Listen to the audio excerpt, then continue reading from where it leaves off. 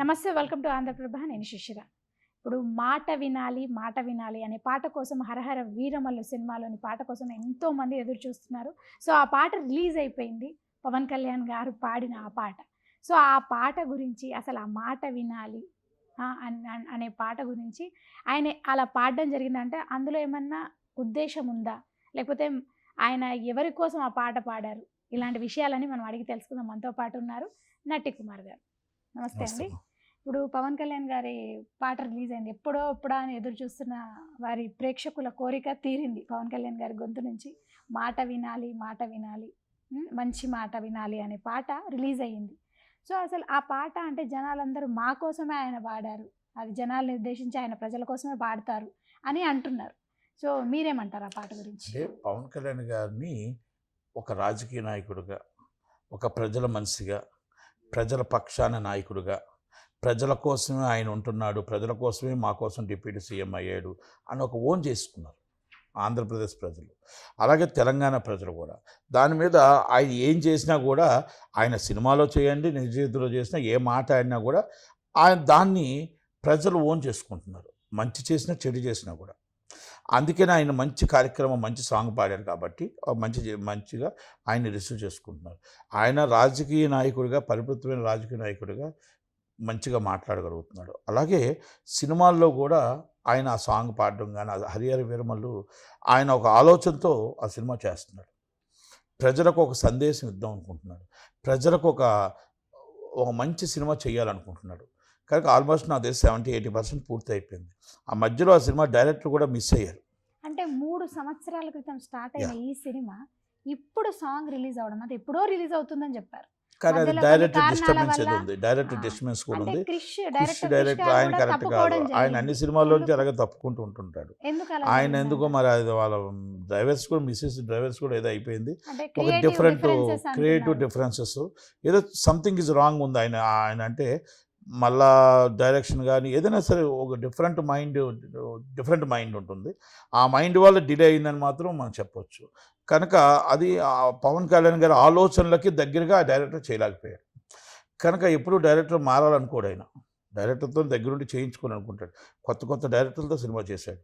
అయితే మార్చాలి అన్నంత ఆలోచన వచ్చింది అంటే ఆయన 100% తప్పు చేసినట్టే పవన్ కళ్యాణ్ గారి దగ్గర. ఎందుకంటే పవన్ కళ్యాణ్ గారు ఎప్పుడు కూడా ఒకరు రాకపోతే చెప్పి చేయించుకుంటాడు. కనుక ఇప్పుడు ఏఎం రత్నం గారు వాళ్ళ అబ్బాయి మంచి డైరెక్టర్, నెంబర్ 1 డైరెక్టర్. ఆ అబ్బాయి చేస్తున్నాడు. ఆ అబ్బాయి నచ్చింది అనుకుంటాను. అది అయిపోద్ది ఆల్మోస్ట్. నాకు తెలిసి ఇంకొక నెల 2 months, మార్చి 27 అని అంటున్నారు డేటు. అంటే స్క్రిప్ట్ ఏమన్నా మార్చే అవకాశం ఉందంటారా? ఏది లేదు. డైరెక్టర్ మారారు కాబట్టి మంచి స్క్రిప్ట్ ఆయన ఏదో దాంట్లో కరెక్ట్గా ట్యాకిల్ చేయలేకపోయాడు అని అన్నారు. ఆ ట్యాకిల్లో ఈయన మార్చి 27 రిలీజ్ అంటున్నారు. ఆల్మోస్ట్ వర్క్ అయితే పూర్తి అయిపోతుంది. మార్చి 27 అనుకుంటున్నాను నేను. ఏదో మార్చి 27 అనౌన్స్ చేసినట్టున్నారు ఆయన బర్త్డే అప్పుడు.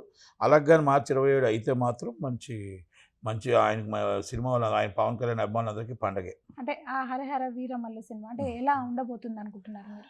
అంటే ఆయన సినిమాని ఒక అంటే మనకి రాజు అంటే అదే నేను చూశాను. అంటే ఆయన సినిమాని ఎలా ఉండబోతుంది అనకూడదు. ఆ సినిమాకి ఆయన ఏ సినిమా ఎలా చేసినా ఆయన యాక్టింగ్కి ఆ అభిమానులు పెదా అయిపోతారు. అంటే సినిమా హిట్టే అంతే. ఆ సినిమా హిట్టే. ఎందుకంటే ఆయనంటే అంత పిచ్చి, ఆయనంటే అంత అభిమానం. ఆయన తీసిన ఒక సీన్ అయినా సరే కొన్ని కోట్ల మంది చూస్తారు. అలాగా ఆయనకు ఒక అభిమానం పరుచుకున్న మెగాస్టార్ ఫ్యామిలీలో ఆయన ఒక మెగా పవర్ స్టార్. అంటే ఒక డిఫరెంట్ ఆయన తెచ్చుకున్నాడు అంతే. ఆ సినిమా హిట్టు ఫ్లాపులు ఉండవు, ఆడుతుంది అంతే. ఆడుతుంది అంతే. ఇంకా దానికోసం మనం డిస్కషన్ కూడా అవసరం ఉండదు. మార్చి 27 ఉంటే ఆ రోజు అభిమానులకు పండగే. అంత మొత్తం టోటల్గా తిరణాలే. సంక్రాంతి పండుగ అప్పుడు వస్తుంది. అంటే ఆయనకి అంత క్రేజ్ ఉంది. ఆయన సినిమా చేస్తే చాలు అంత క్రేజ్ ఉంది. ఎందుకంటే ఆయన సినిమా కోసం వెయిటింగ్ ఉంటారు జనాలు. అంటే పవన్ కళ్యాణ్ గారు ఇప్పుడు రాజకీయంలోకి రావడం వల్ల ఇంత లేట్ అవుతుంది అంటారా? ఎస్. అంటే ఆయన రాజకీయం ఫస్ట్, తర్వాత సినిమాలు అన్నాడు. ఆ సినిమాలు కూడా నెమ్మదిగా ఇంకా 2 సినిమాలు, ఓజీ ఉంది. ఓజీ కూడా నెమ్మదిగా అన్నీ కూడా పూర్తి చేసి, అది కూడా సెప్టెంబర్ 27 ఏదో అంటున్నారు డేటు. ఆ సెప్టెంబర్ 27 రిలీజ్ అవ్వడానికి. అలాగే ఇంకా ఉన్న సినిమాలు ఉన్నాయి. మన గబ్బర్ సింగ్ ఏదో ఇంకో ఉస్తాద్ భగత్ సింగ్ ఏదో, ఆ సినిమాలు అన్నీ కూడా మొత్తం ఉన్న పూర్తి చేయాలి. పూర్తి చేసి తక్కువ ఏమైనా కొత్త ఒప్పుకుంటారో లేదా అనేది ఇంకా ఆయన నిర్ణయం. అంటే నెక్స్ట్ సినిమాలు చేస్తారా ఆయన, కంటిన్యూ చేస్తారా చేస్తే సినిమా ఈజ్ లైఫ్ ఆయన కంపల్సరీ చేస్తాడు. కాకపోతే కొన్ని టైము లిమిట్ కరెక్ట్గా చూసి రాజకీయానికి 90% ఇస్తే 10% సినిమా మీద ఇస్తాడు. అదే ఆయన ప్రజల కోసమే నేను ఎక్కువ ఆ కష్టపడతాను ప్రజల అని కోసం అంటారు. ఎక్కువ ఇచ్చిన తిండి కూడా కావాలి కదా, ప్రజలు మరి వాళ్ళ ఇంట్లో ఫ్యామిలీని పోషించుకోవాలి కదా, అందుకే 10% సినిమాలు కంపల్సరీ ఆ ఇన్కమ్ ఉండాలి కదా, కంపల్సరీ సినిమా ఫీల్డ్ ఉంటాడు. అంటే అభిమానుల కోసం సినిమాలు చేస్తారంట. అభిమానుల కోసం సినిమా తీస్తాడు, ఆయన కోసం ఆయన మెయింటెనెన్స్ కోసం సినిమా తీస్తాడు. ఆయనకి ఇంకో వ్యాపారాలు లేవు, ఆయనకి ఏం వ్యాపారాలు లేవు కాబట్టి ఆయనకి రాజకీయ నాయకుడిగా ప్రజల కోసం ఉంటాడు, సినిమాలు కూడా తీస్తాడు. ఓకే అండి, థ్యాంక్ యూ.